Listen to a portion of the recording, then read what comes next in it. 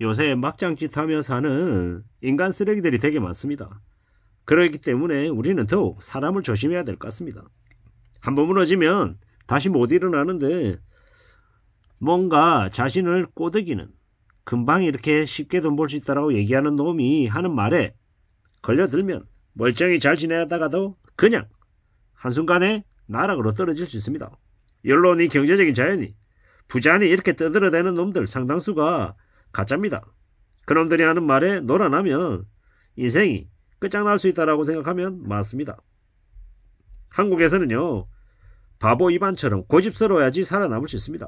장사하는 사람들의 폐업이 엄청나죠.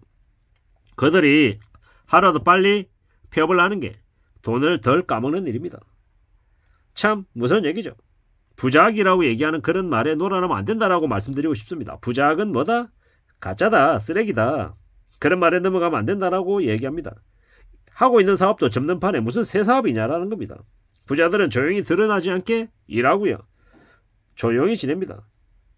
커피숍 차렸는데 손님 안 들어오면 인테리어비용 그냥 다 날리는 겁니다. 답 없는 부동산 가지고 있으면요, 내야 되는 세금이 엄청나죠. 갖고 있다라는 것, 뭔가를 소유한다라는 건 그만큼 대가를 지불해야 된다라는 겁니다. 참 어려운 얘기죠.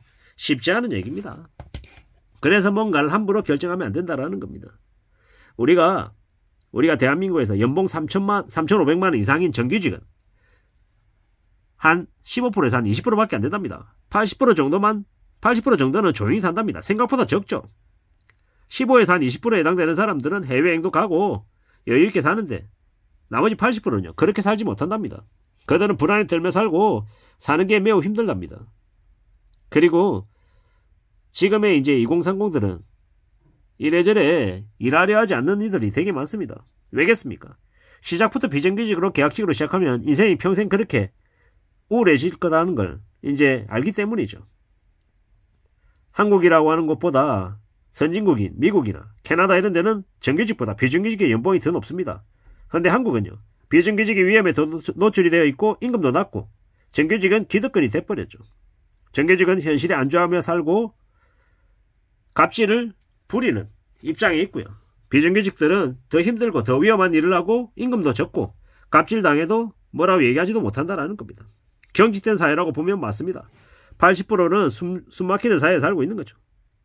횡령하고 나쁜 짓 하는 그런 놈들을 나쁘다라고 얘기하면 이제 기존 조직에서 자파라 그러고 빨갱이라 그러면서 비난하고 거의 뼈도 못 추릴 정도로 전락시켜버리죠.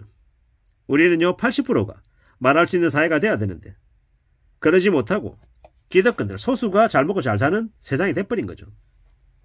손만 대면 망하는 신세계 정영진, 삼성을 망치는 이재용, 그놈들이 대한민국의 대기업들을 망치고 있는데 사람들을 세뇌시키고 있죠.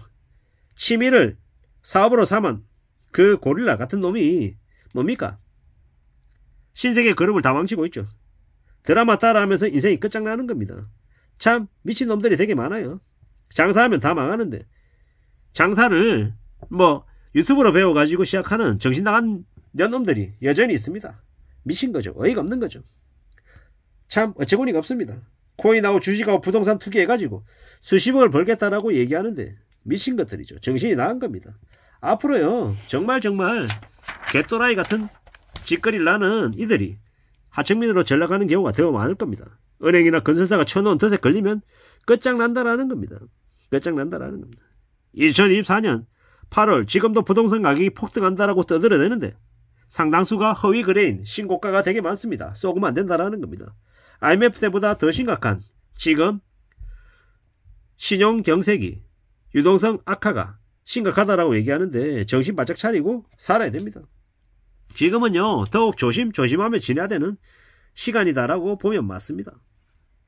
가난하게 살면 인생이 매우 우울해진다라는 거, 사는 게 나아지지 않고 더 악화될 수 있다라는 걸 명심하며 지내야 됩니다. 사람들이 정말로 힘겹게 산다라는 걸 우리는 잊지 말아야 됩니다. 힘겹게 사는 사람들이 많아질수록 우리네 주변이 매우 위험해진다라는 거, 묻지마 범죄가 늘어나고 갑자기 울컥해가지고 남을 공격하는 이들도 늘어날 거다라는 겁니다. 우리는 정말로 조심하며 살아야 되고 정신을 차리며 지내야 됩니다.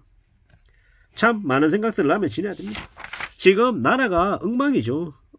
엉망이고 정말로 경제 쇼크가 더 심해지는 것 같다라고 봐야 될 것 같습니다. 돈이 없는 사람들이 더 이제 삭막해지고 살아가는 일상을 더 빡세게 느끼고 그러다 보니까 궁지에 내몰리니까 이제 쪼크로 변하고 갑작스럽게 이제 불특정 다수를 공격하는 그런 빌런이 되는 겁니다.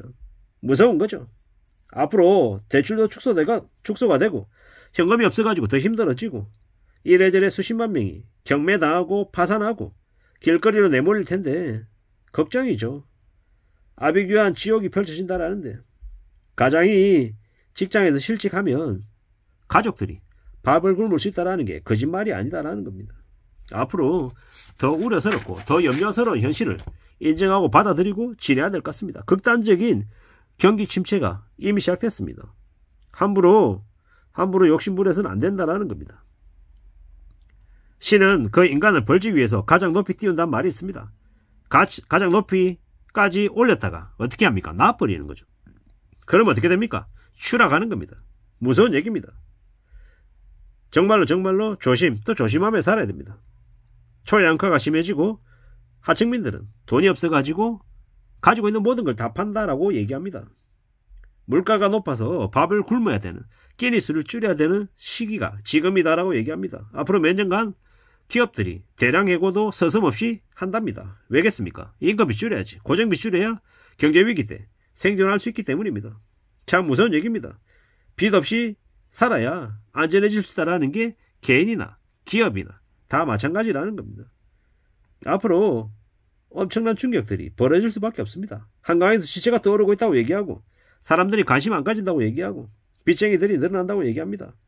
300만 명이 파산 사태입니다. 버는 돈 전부 다 빚 갚는 데 써야 될 정도로 생활비가 없어가지고 허덕이고 있는 이들이 많다라고 얘기합니다. 정신이 나간 나라, 비정상 나라가 이 대한민국이다라는 생각이 듭니다. 미친 년놈들이 너무 많습니다. 정신 바짝 차리고 지내야 됩니다. 안 그러면 그냥 평생을 매우 우울하게 살아야 된다는 겁니다.